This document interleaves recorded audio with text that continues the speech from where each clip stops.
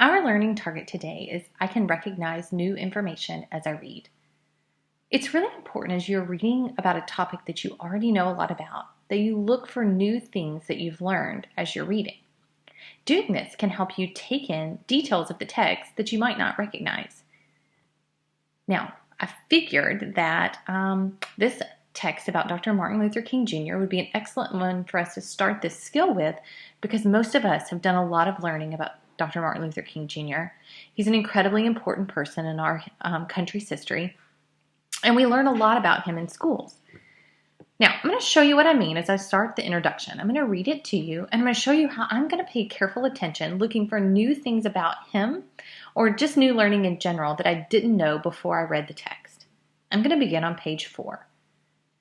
On the top of page 4, I see a picture, and I'm pretty sure it's the Dr. Martin Luther King Jr. Memorial in Washington, D.C., and I can confirm that by reading the caption under the photograph.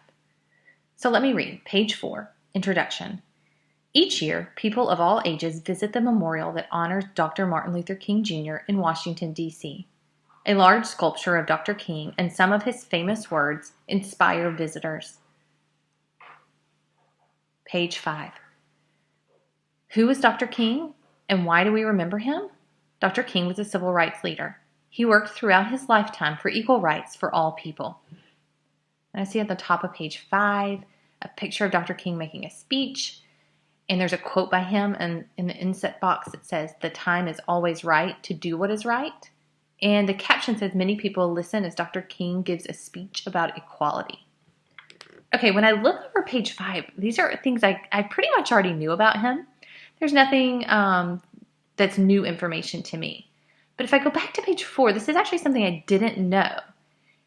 The last sentence on page 4 says, "A large sculpture of Dr. King and some of his famous words inspire visitors." I didn't realize that parts of his speeches or some of his famous quotes were on the monument. That is new information for me.